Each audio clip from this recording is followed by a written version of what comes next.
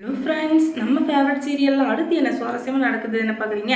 நம்ம மல்லியை வந்து எப்படியாச்சும் காப்பாற்றணும் அப்படின்றதுக்காக அந்த இடத்துக்கு போய் பயங்கரமாக ஃபைட்டிங்கை பண்ணிட்டு இருக்காரு நம்ம விஜய். ஏன்னா அவங்கள வந்து அந்த வீட்டில் லாக் பண்ணிடுறாங்க. இந்த ராஜேஸ்வரியும் அந்த சிஇஓட ஒய்ஃப் இருக்காங்களே, அவங்க 2 பேரும் சேர்ந்துக்கிட்டு எவ்வளோ அசிங்கம் பண்ண முடியும் அவ்வளோ அசிங்கம் பண்ணுறாங்க. அதுலேருந்து தப்பிக்கணும் இல்லையா, அதுக்காக அவங்க ஒரு வேலை பார்க்குறாங்க. அதனால இப்போ வெண்பாக்கு தைரியம் வந்து வெண்பா வந்துக்கிட்டு அவங்க ஃபோனை வந்து ட்ரேஸ் பண்ண சொல்லி அது மூலிமா அவங்க எங்கே இருக்காங்கன்றதை கண்டுபிடிச்சி போலீஸ் கண்ட்ரோல் ரூமுக்கு தகவல் கொடுத்து அது மூலிமா மல்லியை கண்டுபிடிக்கிறதுக்கு வெண்பா பயங்கரமாக போராடிட்டு இருக்கா.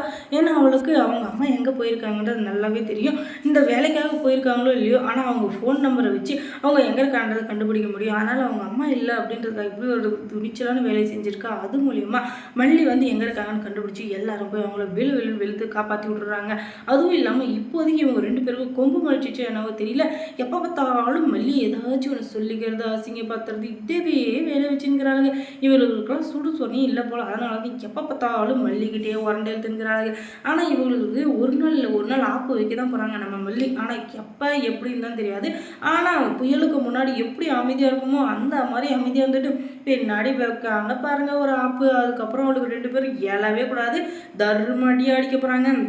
அதுக்கப்புறமா அந்த விஜய் இருந்துக்கிட்டு இனிமேல் தேவையில்லாமல் என் பொட்டாட்டிக்கிட்ட வந்து உரண்டையில் இருக்கிறது இந்த வேலைலாம் வச்சுக்கின்னு வச்சுக்கோங்க, அதுக்கப்புறம் அவ்வளோதான், நான் சும்மாவே இருக்க மாட்டேன் அப்படின்னு சொல்லிட்டு சும்மானே தையத்தக்கா பொய்ய பக்கான்னு குத்திங்கிறாரு. என்னையா இது, எப்போ பார்த்தாலும் அந்த ராஜேஸ்வரியை வந்து கொஞ்சம் மிரட்டுற மாதிரியே தெரியலையே, பாசமாக திட்டுற மாதிரியே இருக்குது. இப்படியெல்லாம் திட்டிருந்துன்னு வச்சுக்கோங்க, அவெல்லாம் பயப்படவே மாட்டான். லெஃப்ட்டு ரைட்டு 4 வாங்கினேன்னா தான் உன் பேச்சை கேட்பா. இப்படியெல்லாம் இருந்தேன்னு வச்சுக்கோங்க, கண்டிப்பாக எதுவும் நடக்காது அப்படின்னு சொல்லிட்டு இவங்களுக்கு வந்து ஒரு அட்வைஸ் கொடுத்தாலும் அவளுங்க வந்துக்கிட்டு இன்னும் ஆட்டம் ஆடிக்கிட்டே தான் இருக்கிறாளுங்க.